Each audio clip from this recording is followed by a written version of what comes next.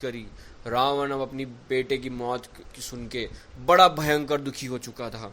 उन्होंने अपने सबसे बड़े इंद्रजीत की तरफ मुंह किया बिना बड़े दुखी मन से, बस देखा भर इंद्रजीत को और उन्होंने कहा कि बेटा जाओ जीत के आओ। आपको बता दूं इंद्रजीत कौन है। इंद्रजीत का बच्चों ये नाम इसलिए पड़ा क्योंकि उसने इंद्र जो हैं देवता सबसे बड़े, उनको जीत के आया था। इसलिए रावण को विश्वास था कि ये जरूर पक्का ये जो बालक है मेरा, ये इसको हनुमान को पकड़ के लेके आएगा।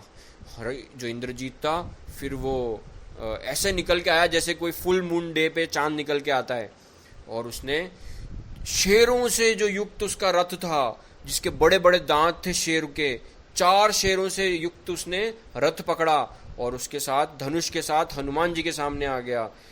क्यों उसके बैनर पे जो झंडा था उस रथ पे वो इंद्र का था। ये देख के हनुमान जी समझ गए कौन आया है उनके सामने, क्योंकि उसकी बहुत बड़ाई हो रखी थी पहले, किसी ने इंद्र को जीत लिया है, उसका नाम इंद्रजीत है इस तरह से। और फिर क्या हुआ, उसके साथ बच्चों बड़े बड़े ड्रम चल रहे थे, उसको बोलते हैं टॉम टॉम्स इंग्लिश में। तो ऐसे बड़े बड़े ड्रम्स और वॉर ड्रम्स वहाँ पे बज रहे थे बहुत जोर जोर से। वो इंद्रजीत का बड़ा पाए हो कि नहीं बड़ा पाए हो, पर हनुमान जी की उसने बड़ी तरीके से एनर्जी बढ़ा दी कि लड़ने के लिए। हनुमान जी और बड़े हो गए और ऊंचे आकाश में चले गए।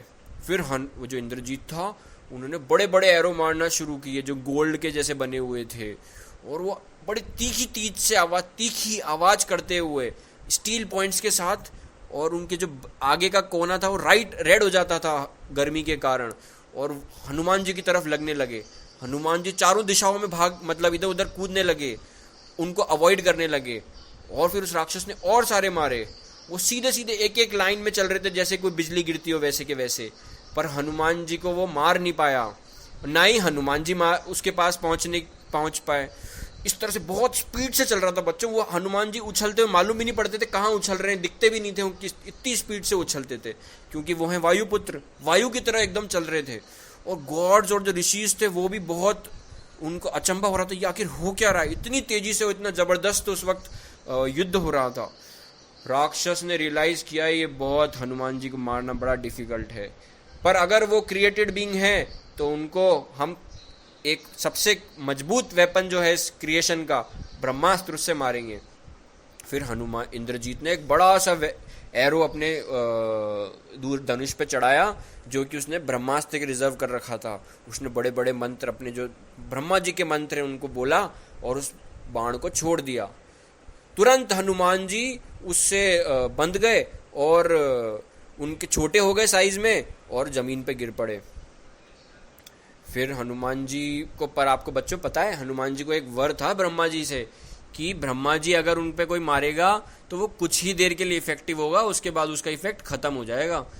पर उनके पास ये अपॉर्चुनिटी थी कि वो भाग जाएं, पर उन्होंने सोचा बच्चों, क्योंकि वो देखने आए थे ना लंका कैसी है, सीता मैया कैसी है, तो इसलिए उन्होंने सोचा कि मेरे पास अच्छी अपॉर्चुनिटी है रावण के सामने जाने की और इस शहर को देखने की और इन लोगों को भी देखने की, ताकि मेरे को इनकी ताकत का अभ्यास हो।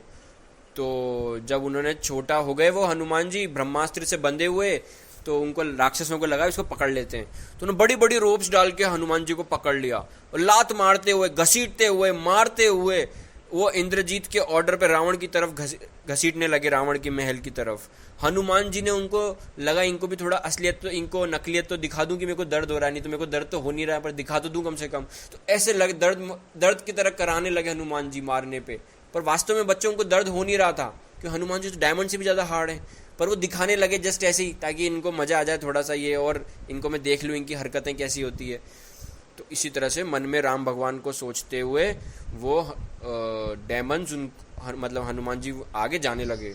फिर उनको रावण की असेंबली में लिया है, वहाँ बड़े बड़े रावण के खूंखार दिखने वाले मिनिस्टर्स ने हनुमान को दिखाया। कुछ चिल्लाए इसको मार डालो, कुछ ने कहा इनको रोस्ट कर दो अलाइव, और कुछ ने कहा काट डालो। उसके बाद रावण जो था बोले तुम हो कौन आखिर, क्यों मचाया तुमने लंका में इतना उत्पात।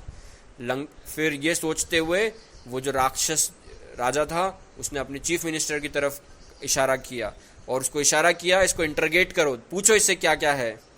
तो बंदर तुरंत बोल पड़े, मतलब जो हनुमान जी थे बंदर के रूप में तुरंत बोल पड़े, मैं हूं सुग्रीव का मैसेंजर जो कि वानरों का किंग है और मैं और वो खुद भी राम, जो कि इस पूरी दुनिया के राजा हैं, उनके सेवक हैं।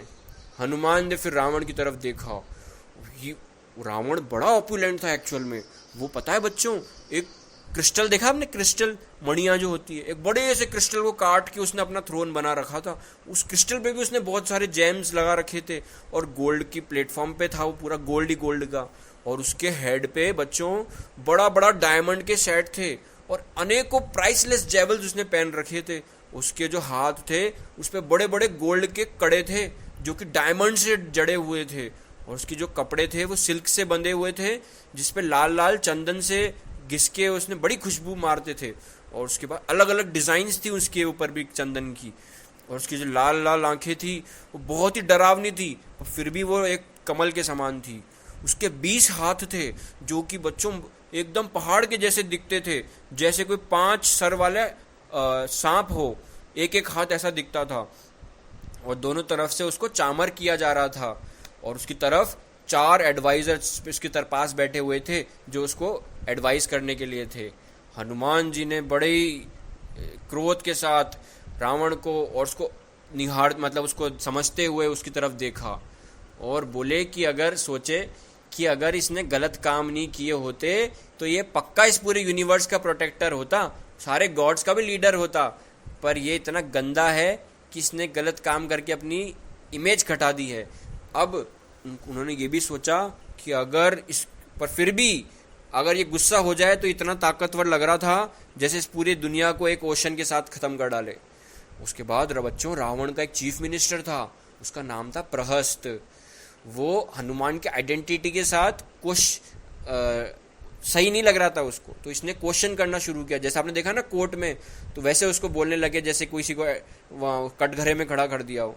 बोले, वो बंदर, तुम अपना हृदय अपने पास रखो, तुम्हें डरने की कोई जरूरत नहीं है, मैं जल्दी ही तुम्हें आराम से यहाँ से निकलवा दूंगा। पर पहले ये तो बताओ तुम आखिर हो कौन? क्या तुम विष्णु के कोई दूत हो जो कि ये सबको जीतना चाहते हो, सारे राक्षसों को, या तुम इंद्र के द्वारा भेजे गए हो या किसी और के द्वारा? सच बोलो, हम तुम्हें पक्का नहीं पकड़ेंगे फिर, क्योंकि तुम्हारी, पर फिर भी हम समझना चाहते हैं क्योंकि तुम्हारी ताकत बहुत ज्यादा है। तो हनुमान जी ने फिर वापस बोला, देखो भैया, मैं बंदर ही हूं, मैं सुग्रीव का मैसेंजर हूं, और हम राम के सेवक हैं। राम का जो सेवक होता है वो किसी के द्वारा नहीं बंधा जा सकता, इस पूरे दुनिया में कोई उसको हरा नहीं सकता है। इसलिए कह रहा हूं, तुम मेरी बात मान लो, अभी भी तुम्हारे भले के लिए। ओ रावण, सीता जी को वापस कर दो। हनुमान ने फिर पूरी रावण को राम की हिस्ट्री बताई, किस तरह से वहां पे किष्किंधा में सारे वानर और बंदर और भालू इकट्ठा हुए वो बताया। उसके बाद बताया कि उनके साथ वाले भी जो बंदर हैं वो इतने ताकतवर हैं कि उनको कोई हरा नहीं सकता, और वो सबके अंदर राक्षसों में डर पैदा करने के लिए आए हैं। उसके बाद बोले, फिर वापस बोले, सीता जी को छोड़ दो, अन्यथा तुम्हें मंकीज और बियर्स की पूरी एक सेना दिखेगी लंका में, हाथ पांव काटती हुई और मारती हुई। राम और लक्ष्मण उसके मुहान पे होंगे, और तुम्हारे एरो और कुछ भी नहीं काम कर पाएंगे। सारे देवी देवता अगर मिल जाएं तो भी वो मिथिलापति राम जो हैं उनको हरा नहीं सकते। इसलिए अगर तुम अपनी जिंदगी चाहते हो तो तुरंत सीता जी को राम जी को दे दो। हनुमान जी ने जब ऐसी बात कही तो बताया कि राम चाहें तो पूरी यूनिवर्स को डुबो सकते हैं, खत्म कर सकते हैं, और फिर वापस उसको तुरंत चालू कर सकते हैं। इवन ब्रह्मा जी और शिव जी भी उनके सामने बैटल में खड़े होने की ताकत नहीं रखते। लंका और जो राक्षस हैं ये तो कुछ भी नहीं है उनके सामने। इसलिए रावण, तुमने एक अपनी अंगूठी एक जिस तरह से नाक में डालते हैं किसी जानवर के, उस तरह से तुमने अपनी मृत्यु को अपने इस तरह से अपने ऊपर डाल लिया है, इसलिए सीता जी को दे दो। रावण इन सबको सुन के बच्चों बहुत गुस्सा हो गया। सोचो, उसी का महल, उसी का राजभवन और उसी के असेंबली हॉल, उसी में हनुमान जी जो दूसरे यहाँ से आया है वो उसको नीचा दिखा रहा था। और उसके बाद उन्हें आंखें बड़ी करते हुए कहा, काट डालो इसको, बंदर को यहीं पे अभी के अभी। उसका आवाज सुन के विभीषण जो उनका भाई था तुरंत उठ खड़े हुए। हे भैया, ये गलत बात है किसी दूसरे के राज्य से आए हुए मैसेंजर को इस तरह से मार काटना। कोई भी जो कि धर्मात्मा राजा है इस तरह से कभी नहीं करेगा। अगर आपको मारना ही है, कुछ पनिशमेंट देना है, तो इसे किसी और तरीके से दे सकते हैं। रावण को ये बात बुरी ज़रूर लगी, पर उसने मन मार के उसको समझा कि हाँ ठीक ही कह रहा है। इसने कहा, पर रावण ने फिर भी कहा, देखो इसने एक मंदिर जो कि अशोका ग्रुव है उसको मार डाला है, अनेकों राक्षसों को मार दिया है, इसको इसलिए मारना उचित है।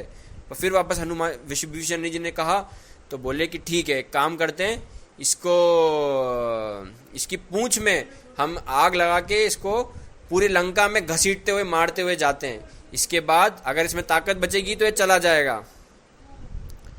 तो जब ऐसा करने लगे तो उन्होंने आग लगा दी बच्चों, और ये देखा जब हनुमान जी ने आग लगा दी तो पास पास से वापस मारने लग गए राक्षसों को। पर उस वक्त उन्होंने कहा ठीक है, मेरे को ले जाओ, देखो देखूं तो सही तुम्हारी लंका कैसी है। और जब इस तरह से करने लगे तो वो मारते कूटते हनुमान जी को, लात मारते हुए, गालियां बकते हुए, और वहाँ पे बाकी जो है उनके रहवासी थे उस लंकापुरी के, वो भी आ गए और वो सब आगे बढ़ने लगे, और इस तरह से उनके आग लगा दी। अब बच्चों, आग लगाने के बाद क्या हुआ हम आपको कल के सेशन में बताएंगे। आज के लिए हम यहीं रोकते हैं।